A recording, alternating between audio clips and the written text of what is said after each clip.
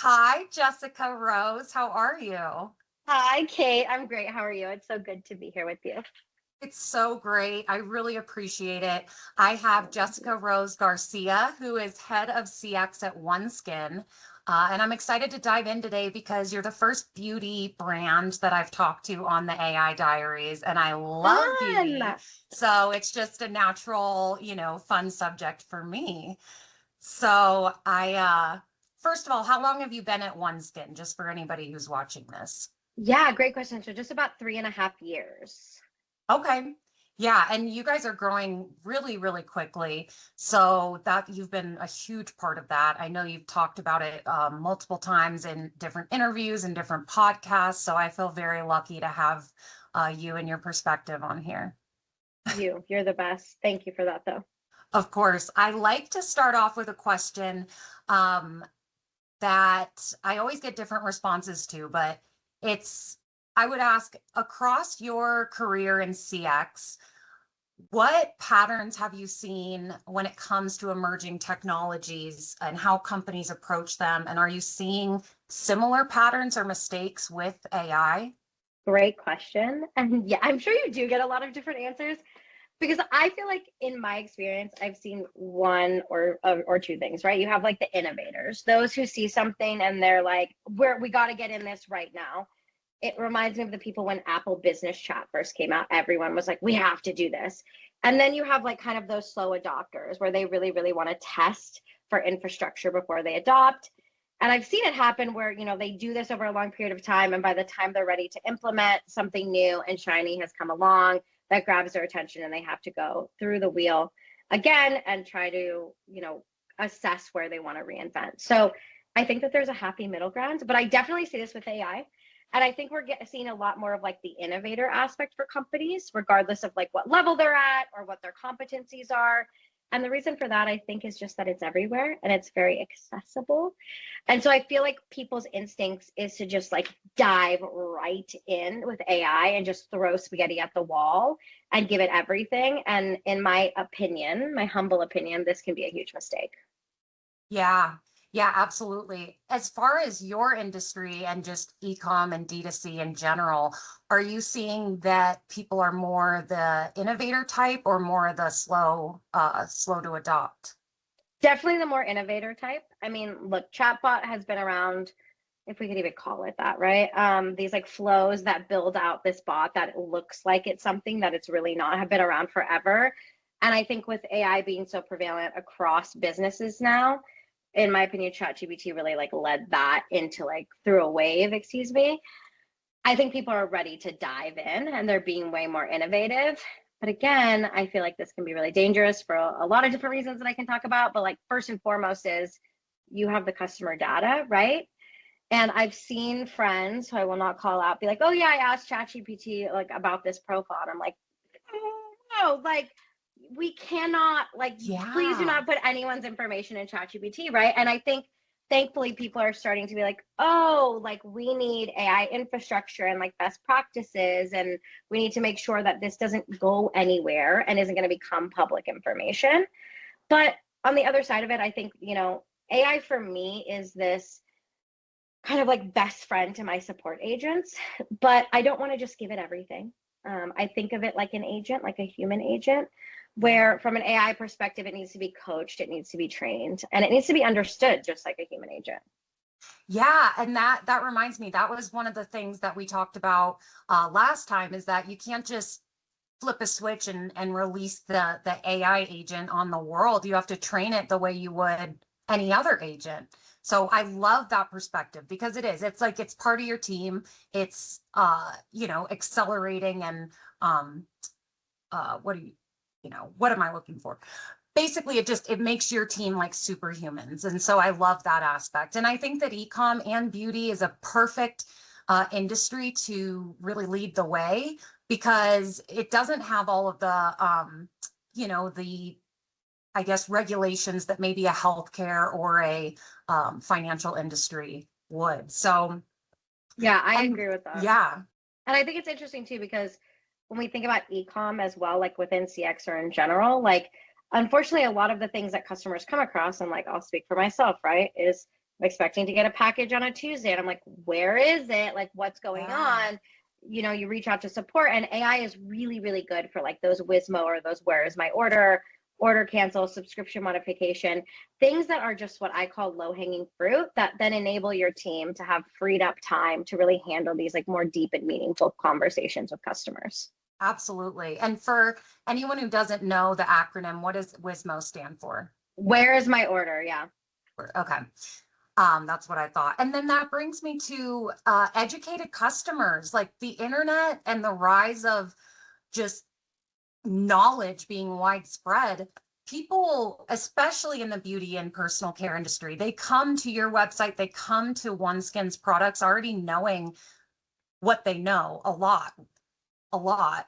So how do you build an AI that can keep up or service a customer who's done their homework, for lack of better terms? That is a really great question. I'll answer this in kind of like a twofold way. So the Yeah. first aspect to me is like pretty much everyone I know in my life now, for better or for worse, you know, I'm not going to share my personal opinion on it, but for better or for worse, like they get a scratch on their arm and they like are sending a picture to ChatGPT and they're like, what is this? Or like a bump or something like that. And they're like basically like doctor PT is like what I call it. And I'm like, guys, like we need to have like a little bit more thought, I think sometimes, because like for instance, and this is just like a funny anecdote, my neighbor just got a brand new puppy and she Oh, texted me and she was like, oh my God, I don't know what to do. Like I saw this thing on the ground. My puppy put it in her mouth. We chat GPT'd it, and I think it's this. And I was like, okay, hold on. Let me ask Claude. I asked Claude, and Claude was like, girl, that is not what that is. It's probably this, but I need to see the tree to confirm, right? Like Claude's sassing me. I'm like, okay, here's the tree because it's in our yard. And Claude's like, yes, girl, it's from that, right? So it's like this like gut check too of like, it can be yeah. great for information. It can be great to educate. It can be great to compile, but we still need humans to have that gut check. So I think that's the first part is like we have a lot of customers that are asking questions to ChatGPT that it's just ChatGPT doesn't have all the information all the time. So there's that level. And then there's also the level of, you know, we really sit in this kind of intersection of biotech. So we have a lot of biohacker customers is how they define themselves. And that's really where we got our start. Like a lot of the biohackers really found out about us. And a lot of those customers are super, super educated, like hyper. They're the ones that are reading like clinicals and white pages and things of that Wow. nature. So right when we started with AI, I was like, okay, I have to balance the idea of, to your point of, I don't know who Kate is right off the bat. Kate's coming and chatting and asking a question about a product. I can't assume she's hyper educated about the science, but I also don't want to assume she's not. So Yeah. what we did is we kind of took this balance of our like fun toned FAQs and then also our claims data. And we worked for a really good amount of time of saying, like training the AI to say, okay, we want you to talk in this kind of language. Like we want to define this as like science, fun, and friendly, which is like Yeah. still what we call it today.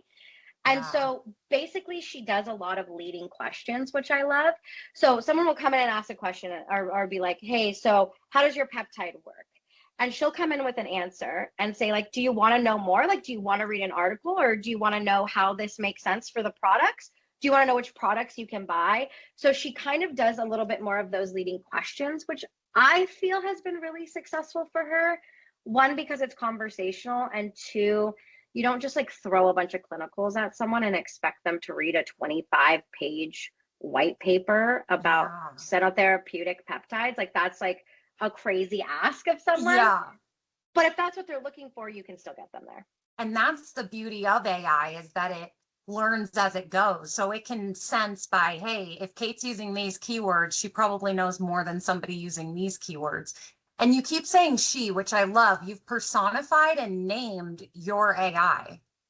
Yeah, and it's so funny because I don't love to gender AI, but we actually named our bot, if you will, our AI Kelsey after the sales rep that was at the company.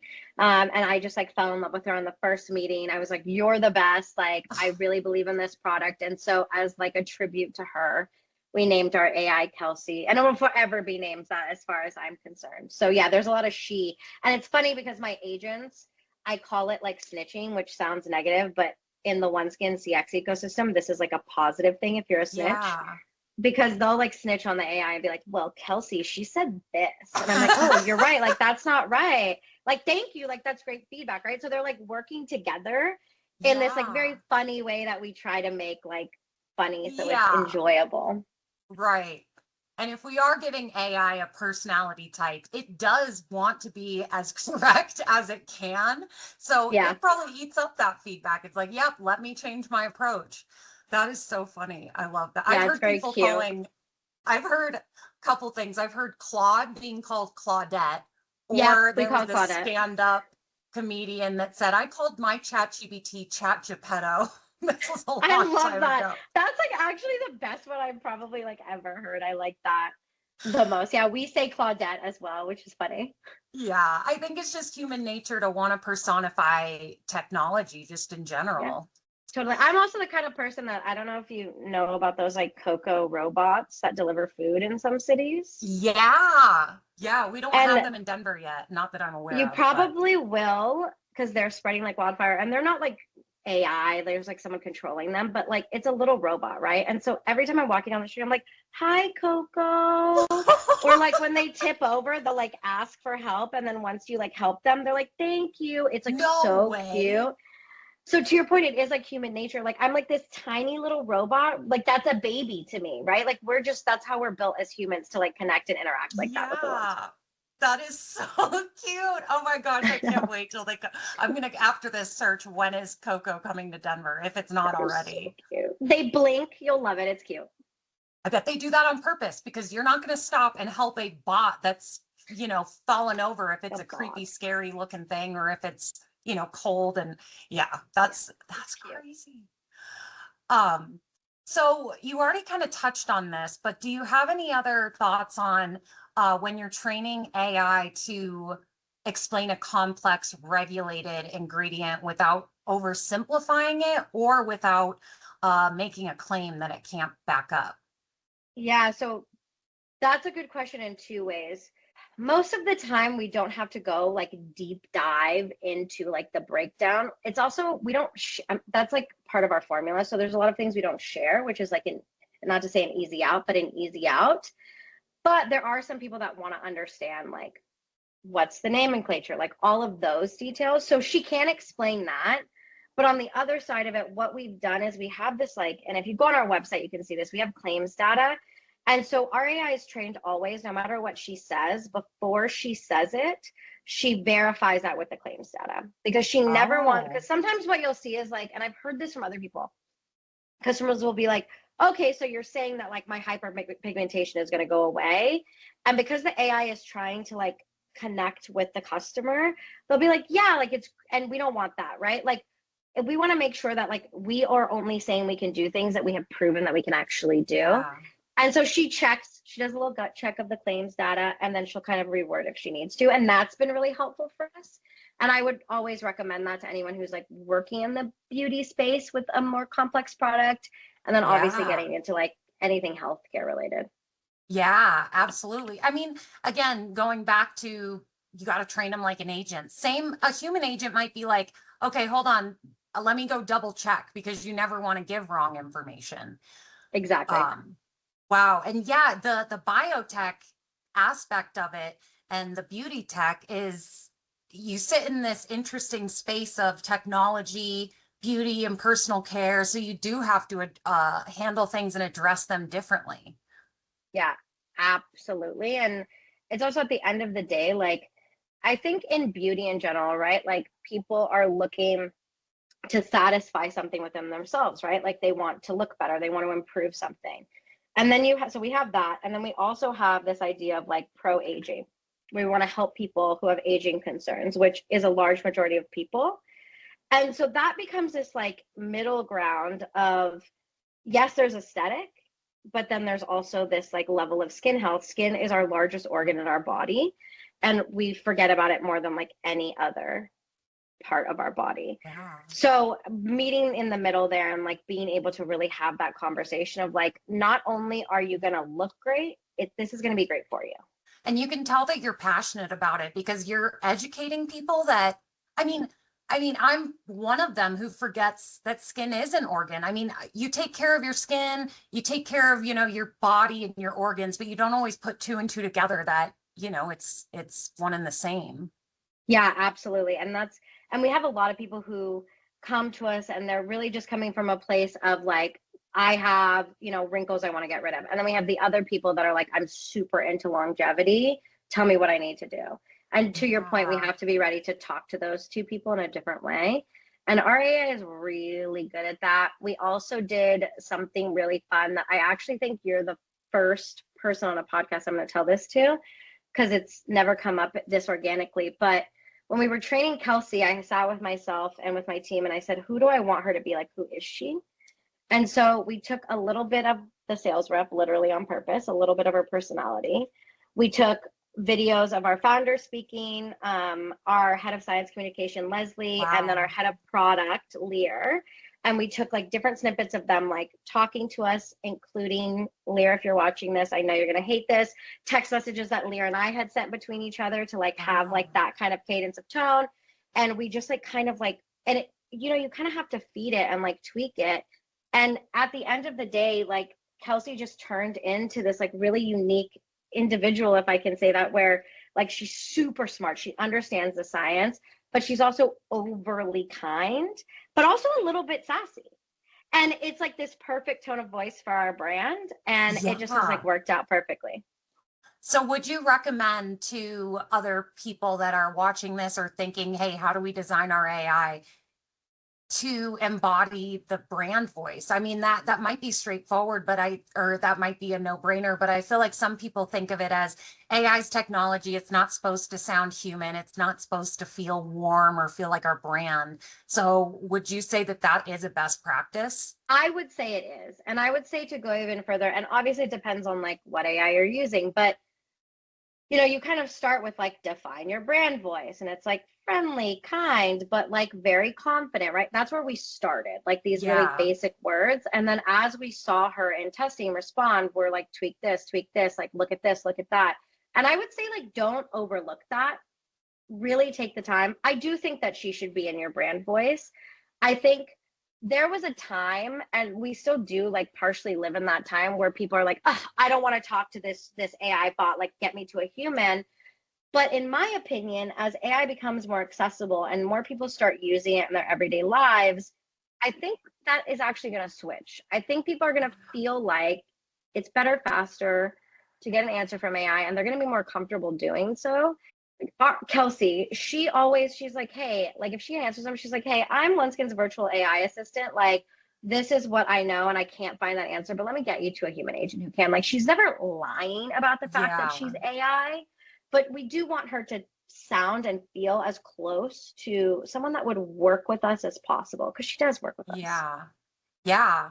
Yeah. And I think being transparent about it, and also, like you said, people are going to get more comfortable. I mean, the things Yeah, that people are willing to tell ChatGPT, to I tell Claude, know. they would never tell a human that. So, like, especially with something as personal as skincare and beauty, I would imagine that people, especially as time goes on, would feel more comfortable talking to a Kelsey versus talking to a human Kelsey, because we all have our own biases, we all have our own insecurities. So I love I that. agree with And I that. think you're spot on. We'll see. We'll come back in like a year or two and we'll rehab this conversation. It's a date. Yes, absolutely. Um, so, I ask a question called the reality check, and I say whether you've implemented AI or considered it. You obviously have implemented it.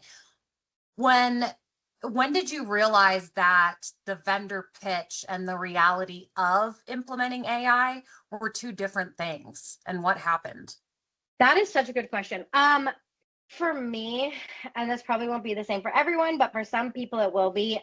I've been talking to vendors for over 15 years, not to age myself, and I have grown like pretty, I don't trust, I'm not easily trusting. I'm like, show me, like, where's the proof in the pudding Yeah, type of vibe. So I already am like, if somebody tells me I can do something in a week, I'm like, yeah, okay. yeah, So I always like have that in mind. I understand it, right? Like vendors, salespeople, like they're going in on an average. They're always going in with their best foot forward too, and they're assuming that they're going to be able to do this. And I think it's when you get into the scope of work, I also like to come in realistically with the vendor, and I'm like, hey, I always start with like, I'm tough. I'm going to be tough. I'm going to ask a lot of questions. I'm going to really push, and I'm going to try to break it. That is always my goal with any tool. Like, my goal is to break Yeah. it. And that can really piss people off because you can come across like you don't believe in something or you don't want it to work. And I'm like, I want it to work, but I need it to work well. So if I try to break it, that's the best way to go about that, in my opinion.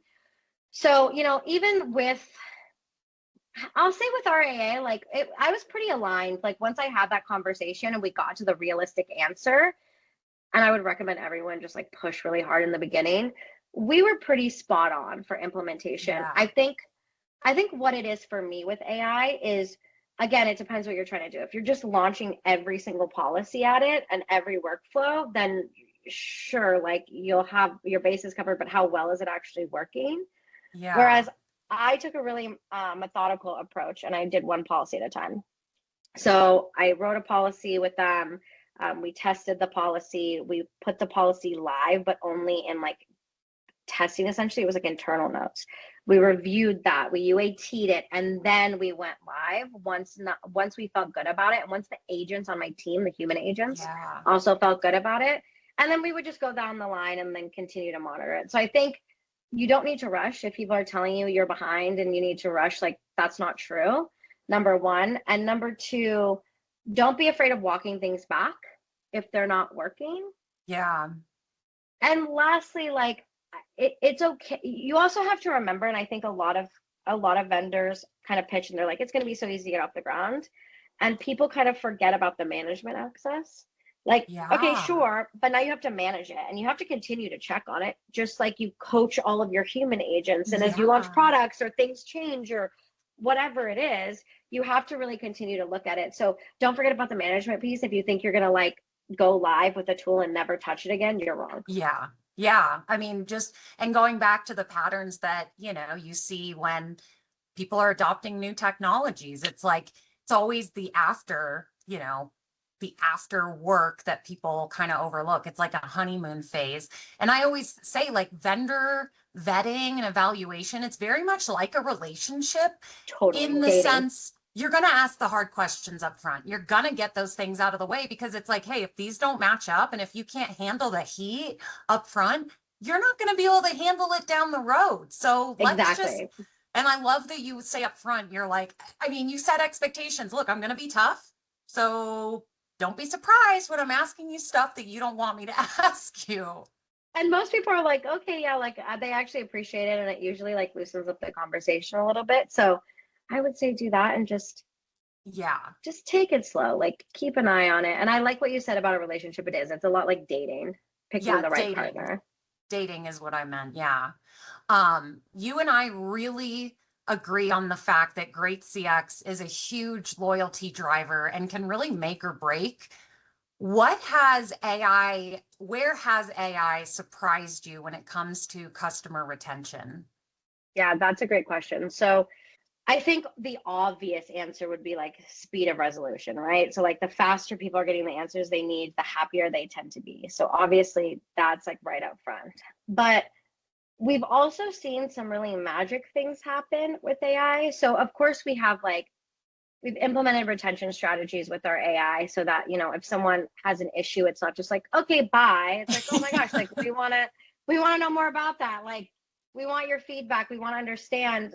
Sometimes the reasons people leave are, not so obvious. Like we can really get to the root of things. For instance, like I had a customer today that got transferred from Kelsey to me, who was essentially like, yeah, I loved your product for months, and like now I don't know, it just like feels strange on my skin. And Kelsey was like, huh? She literally was like, that's strange. Like, if you had such success with it, like, are you using any other products? And the customer came and was like, yeah, I actually just changed to like a couple new ones. And Kelsey was like, ooh, that might be it. She's like, I'm not versed enough in these other products. Do you care if I connect you with a human? And they were like, Yeah. yeah. And then I happened to be like testing chat. So I was online and I grabbed it. And then I was like, oh, like we worked through it with the Wow. customer. So she was able to like identify that like the idea that like she doesn't want to push if someone doesn't like it, but that Yeah. there was an oddity within what the customer was describing for their experience and like try to help there. That Yeah. was one. The other is she kind of mirrors customers sometimes. And there was this one customer that came in and chatted, and she was like, aloha, she's from Hawaii. And Kelsey came in and was like, aloha, like in all caps with like dolphin emojis and flowers.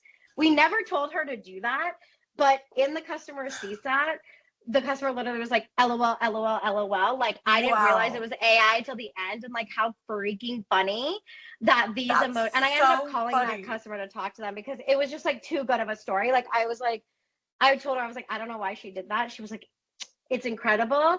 And yeah, so whether that customer's retained forever or not, she has this like really hilarious moment with us. And I think that's a huge part of loyalty. Like, we are real people. We have this product. We really brought it to the world. Our founders brought it to the world to make people's lives better. And that doesn't stop just at the product. You know, it goes throughout the entire journey and experience. And now that customer is going to compare any AI interaction with that. That's going to be her golden standard, or his golden standard. And that's kind of cool though, because it's like, hey, it was fun. OneSkin is the highest tier. So any bot interaction they have after this, they're going to say, I know how good it can be because I talked to an AI with OneSkin. So everything else, they have a, a benchmark to compare it to. I know. I think it's cute. And I hope that's the case because, you know, we really, like I said, we really did do this to like make our customers' lives easier and make our agent lives easier. And, you know, nothing's perfect, but at the end of the day, like having a nice interaction like that, no matter who it's with, is always going to win. Well, would you say, because I hear a lot of people saying, well, I don't want to I don't know what the ROI is going to be. I don't know. And that's valid. I mean, how do you know? Everybody's situation is different. AI, they're all priced differently. How do you advocate to leadership? Hey, I want to test this pilot because XYZ. What would you say at a bare minimum is an ROI that people and brands could get from AI if they're trying to make a business case? That is so hard for me to answer because I hate the term ROI. I hate hearing it because I'm always like, to your point, it's like, okay, we've been hearing it forever, like all of that stuff all around. I think I would like shift the conversation a little bit and say, if you can get, and I'm going to use the word containment, even though different AI providers define this differently, but I'm going to use it anyway. If you can have like 90% of your Wizmo or Where Is My Order tickets contained by the AI, I think that's already a win. Yeah. And here's why. Like, obviously, LLMs cost money. Fine. But also think about your agents, your human agents that are far more equipped and skilled than to just sit there all day and be like, I looked at your tracking link, like here, oh, okay, I can see this. Like, let me see. Like, they are far better than that. Yes, it's a part of the game. Those replacement orders, like all of that stuff is just a part of the game. But I think it's just like already a huge win to not have your human agents have to do those tickets. Our human agents barely deal with Wizmo. The only time they do is if there's an oddity in the tracking and they have to like investigate what's going on, because the AI, of course, like it can get very niche, right? Like when people are refusing packages, or like it was delivered to a door, but the customer's like, well, it wasn't my door. It can get very niche. But for the most part, like that's already a huge win. So I would say think about ROI in, like, of course you want to end up saving money at the end of the line. But I also would argue that it's like not a 6-month like win you can get. Like give it a year. Yeah. Give it time to actually do its thing. Yeah, absolutely. And, I think, especially in the world of CX, ROI means it should mean a bunch of different things. It is time back on your calendar, or it's, higher CSAT or higher MPS. What I love is the dynamic with your agents. So I mean, it's a mind-numbing task to just be doing Wizmo all day. So what has the feedback been when you ask them, hey, what do you guys think of? I mean, they're able to handle higher complexity things. What is the overall sentiment? Yeah, they love her. At first, they were very nervous, of course, because it can feel like AI is here to take our jobs in so many ways. And I was like very, very specific about, hey, like that is not the goal here. That's not what's going on. Like I really presented Kelsey as like this assist that was going to then like break them out and have them do this like high complexity work. And there's two things we've seen. One, their feedback is like really amazing. As much as they snitch on her, they're also like very protective of her in the way that I want to call it like a little sister. It sounds weird to say it like that, but No, it they makes sense. yeah, it's that's like, and that's like from them, like they like act like that with Wow. her. It's very cute, and so they'll be like, oh, like this part, like what if we teach Kelsey how to do this? Like what if we teach Kelsey how to do Wow. that? It's like very cute. And they will even come to me and be like, I'm tired of like doing this repetitive task. Do you think it's something Kelsey could answer? And then we'll build it. And then Wow. once it's built, they feel that, right? They can feel that they don't have to take on those tickets Yeah. anymore. So that's a win for them. But I think too, like on the other side of that, when we talk about like agent experience and agent happiness, that's vocal, right? Like we're getting that feedback. But I also see it in their quality of work. So I won't get specific on numbers because quite frankly it's boring, but we've seen a massive uptick with every single agent since implementing Kelsey in both Wow. quality and volume. And you would think on the Interesting. volume Yeah. side it would be different because these are harder, longer tickets. But I think the pleasure of coming to work has increased. Wow. That's Yeah, huge and so the ROI. thoughtfulness Talking increases. about I ROI. know. I think so too. I mean, our CSAT is the highest it's ever been in tracking 12 months. Our first response Wow. time is like the lowest it's ever been in the history of the company. So, and it's Wow. definitely AI is a contributor for sure. Wow. That is absolutely incredible. Um, can I ask about the fun bonus question, the viral Yeah, tell me. yeah. So we talked about, so the rise of TikTok has changed the game, especially in D2C and e-com massively. So we talked about what happens when a product blows up. I actually at the event that I met the OneSkin founder at, I was talking to the Patchology CEO, and he said, I woke up one morning and we were sold out of our product. And somebody told me, you didn't hear? You went viral yesterday and basically sold out entirely. They could not handle the volume. So that is very real. Somebody could easily use OneSkin, and I'm sure that this has already happened.